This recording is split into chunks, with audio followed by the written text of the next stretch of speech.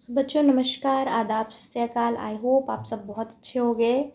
और जैसे कि आप सब अपने न्यू क्लास में अब आ गए हो। So in class 8 we will start today with poem number 1, that is the ant and the cricket. A fable is a story often with animals as characters that conveys a moral. बच्चों basically fable एक ऐसी stories होती हैं जिसमें जो characters होते हैं वो ह्यूमन बीइंग नहीं होते हैं, वो एनिमल्स होते हैं। बट जो स्टोरी होती है या जो भी आपकी पोएम होती है उसका एक पर्पस होता है कि that wants to convey a message to the person. वो किसी भी पर्सन को एक मैसेज कन्वे करना चाहती है, मॉरल देना चाहती है। बच्चों आपने बहुत सारे स्टोरीज ऐसे पढ़ते होगे, आप कहानी पढ़ते होगे जिसमें आपको कुछ सीखने को मिलता है। So this is the one of this story जो कि आज हम पढ़ने जा रहे हैं, that is a poem. And इसमें अभी आप देखोगे there are two characters. First one is an ant and second one is a cricket. बच्चों आपको पता है क्रिकेट क्या होता है? आंट से तो आई थिंक सब लोग अवेयर होंगे, जो चींटियाँ उनके आप लोगों के घर में रहती हैं, सबको पता है। और क्रिकेट, आपने झींगुर देखा है? झींगुर को इंग्लिश में हम बोलते हैं क्रिकेट।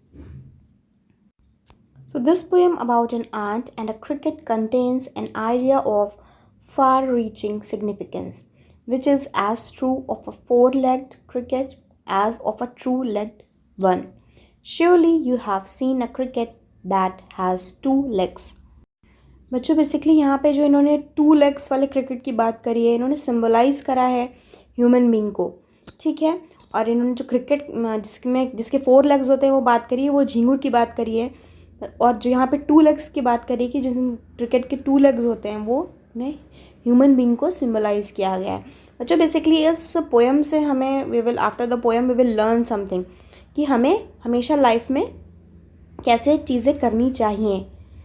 तो हम पहले पोएम पढ़ते हैं, then we will able to know कि इसका मॉरल क्या निकलता है।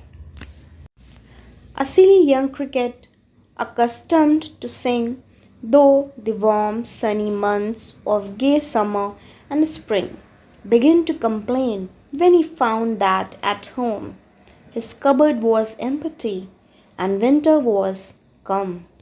So बच्चों basically in this poem the poet is talking about कि जो एक क्रिकेट होता है, जो यंग क्रिकेट होता है, अभी जब गर्मियों का मौसम होता है, जब समर्स होते हैं, तो then he is busy in his singing, क्योंकि उसे ऐसा लगता है कि ये मौसम उसे बहुत अच्छा लगता है, इसलिए उसमें आराम से रहना चाहिए। And he is busy in his singing and he is relaxing all the time, but begin to complain when he found that at home his cupboard was empty. अब वो कंप्लेन करने लगता है जब वो देखता है कि विंटर्स आने वाले हैं और वो देखता है कि अरे उसकी कबर्ड में तो कुछ भी नहीं है, मीन्स उसके पास खाने के लिए कुछ भी नहीं है। बच्चों आप लोगों ने देखा होगा कि जितने भी ये छोटे छोटे इंसेक्ट्स होते हैं, ये सब जो है ना समर्स में क्या करते हैं, अपने लिए फूड कलेक्ट करते हैं। ये फूड कलेक्ट कर करके समर्स में रखते हैं और फिर ये विंटर सीजन में उसी को खाते हैं। बट ये जो क्रिकेट है, इसने पूरे समर भर में कुछ भी नहीं किया। ही वॉज वेरी लेज़ी और पूरे टाइम वो आराम करता रहा और आराम से गाने गाते रहा और क्या कह रहा है, वो समर का आनंद लेता रहा। बट जब समर्स ख़त्म हो गए और विंटर आने वाले हुए तो उसे लगा कि अरे उसके पास तो कुछ है ही नहीं। Not a crumb to be found on the snow covered ground, not a flower could he see, not a leaf on a tree. Oh what will become, says the cricket of me. सो बच्चों उसे लगता है कि अब तो उसके पास कुछ खाने के लिए नहीं है। जो पूरी ग्राउंड है वो स्नो से कवर्ड है, उस पर सब बर्फ़ बिछी हुई है और उसके ना कहीं फ्लावर्स हैं ना लीव्स हैं, ट्रीज़ पे कुछ भी नहीं है अब उसके पास। उसको लगा अब खाने के लिए कुछ भी नहीं होगा। फिर वो सोचता है कि अरे अब मेरा क्या होगा, ऐसा वो सोच रहा होता है। At last by starvation and famine made bold, all dripping with wet and all trembling with cold. Away he set off to a miserly ant to see if, to keep him alive, he would grant. तो बच्चों अभी भूख की वजह से और जो उसके पास बिल्कुल सूखा था, कुछ भी नहीं था उसके पास खाने के लिए, फेमाइन मीन्स सूखा। तो अभी उसको थोड़ा सा हिम्मत आई, उसने सोचा कि ठीक है अब मैं ऐसा करता हूँ, शायद मुझे आंट ही कुछ दे दे, तो मे बी मैं उसकी वजह से मैं ज़िंदा रह सकूं।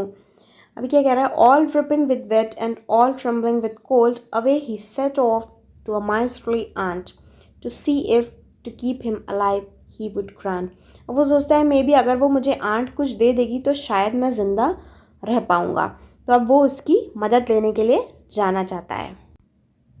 Him shelter from rain and a mouthful of grain.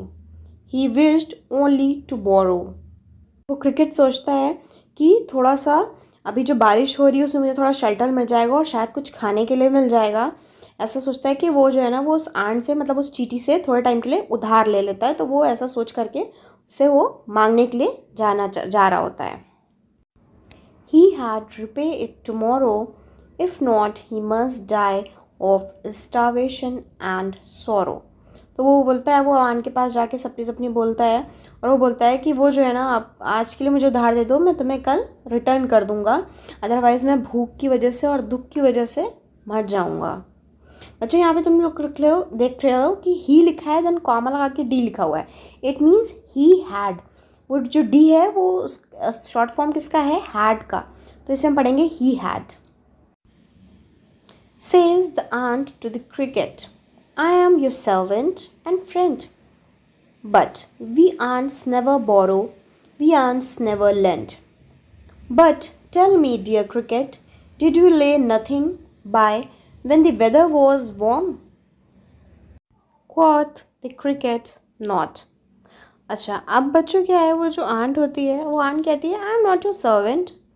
वो बोलती है I am not your servant not your friend. वो बोलती है ना तो मैं तुम्हारी सर्वेंट हूँ और ना ही neither I am your friend. और जो आंट्स होती हैं वो ना ही कभी बोरो करती हैं और ना ही कभी लेंट करती हैं. Means they never borrow and never lent. Borrow means होता है किसी चीज़ को उधार लेना और लेंड मीन्स होता है किसी को उधार देना. But tell me dear friend, but वो क्रिकेट को पूछती हैं बट क्रिकेट तुमने जब वार्म सीज़न था, जब वेदर अच्छा था, तब तुमने क्या किया पूरे टाइम? क्या तुमने कुछ भी अपने लिए विंटर्स के लिए इकट्ठा नहीं किया? वो पूछती हैं आंट्स जो है ना उस क्रिकेट को.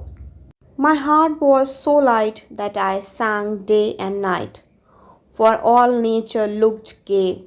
You sang, sir, you say. Go then, says the ant, and dance the winter away. तब बच्चों वो जो क्रिकेट होता है वो आंसर देता है कि एक्चुअली तब मौसम इतना अच्छा था, इतना अच्छा नेचर था, नेचर इतनी अच्छा लग रहा था, नेचर का मिजाज इतना अच्छा था कि मैं जो है ना बस मैं दिन रात गाता रहता था और गाता रहता था. गाते रहने के अलावा मैंने कुछ करा ही नहीं.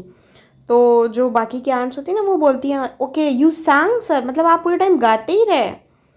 फिर वो कहती हैं अच्छा वैसा करो, आप जा करके डांस करो. मतलब अब वो सब जो है ना आंट्स जो हैं जो टीटी हैं उसका वो मजाक उड़ाती हैं. कहती हैं ऐसा करो, अब विंटर्स आके है ना आप जा करके डांस करो, क्योंकि अभी तक तो तुमने कुछ किया ही नहीं है. तो ऐसा करो, अभी तक तो गाना गा रहे थे तो और आप डांस कर लो. ऐसे वो उसको मजाक करके और उसको जाने को बोलती हैं, मजाक उड़ा करके उसे जाने को बोलती हैं.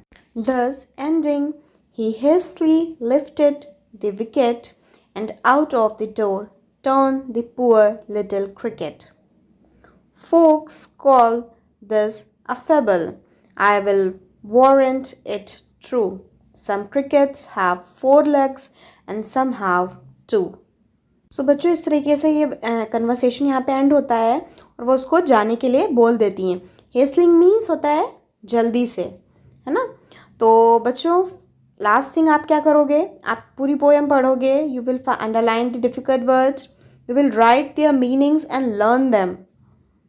और आप लोग के लिए एक चीज़ है, आप मुझे बताओगे this whole poem is taken from, ये पोएम कहीं से ली गई है. मीन्स कोई बड़ी सी पोएम होगी, वहाँ से ये थोड़ा सा पार्ट आपके लिए आपको दिया गया है कि आप इसे पढ़ सकें and you will able to understand. तो आपको क्या करना है, आपको ये मुझे बताना है कि ये पोएम कहाँ से ली गई है. You will answer me in the comment section. आप कमेंट सेक्शन में मुझे इसका जवाब दोगे कि ये स्टोरी कहाँ से अडाप्ट की गई है. ठीक है बच्चों. और एक चीज़ इन्होंने कही है कि जो स्टोरी है, ये जो पोएम है, इस पोएम के थ्रू आपको बताया गया है कि कुछ जो झिंगुर होते हैं, जो क्रिकेट होते हैं, वो भी यही करते हैं कि जब टाइम होता है तब वो कोई चीज़ नहीं करते हैं. और इसी तरह कुछ ह्यूमन बींग्स होते हैं. इन्होंने कहा ना some crickets have 4 legs and some have 2 legs. किसको सिम्बलाइज कर रहे हैं? ह्यूमन बींग के लिए. कि कुछ ह्यूमन बींग्स भी ऐसे होते हैं जो कि जब काम करने का समय होता है तब वो नहीं करते हैं, उसको वो कल के ऊपर छोड़ देते हैं कि अरे हो जाएगा, कर लूँगा, मैं कर लूँगा. बट वो कल कभी आता ही नहीं और उनका वर्क कंप्लीट नहीं हो पाता है। इसलिए बच्चों बेसिकली हमें इस स्टोरी से या इस पोएम से मॉरल जो मिलता है, पोएम से हमें मॉरल यही मिलता है कि we should do our work on time, है ना। हमें हमेशा अपना काम समय पे कर लेना चाहिए, चाहे वो छोटी चीज़ हो और चाहे वो बड़ी चीज़ हो। ठीक है बच्चों, और आपको जो भी इसका मॉरल समझ में आया है अब आप अपने वर्ड्स में मुझे बताएंगे इन दी कमेंट सेक्शन, तो मैं आपके जवाब का इंतज़ार करूँगी। और तब तक के लिए नमस्कार, और अब हम मिलते हैं अपने नेक्स्ट वीडियो में। बाय बाय बच्चों, टेक केयर।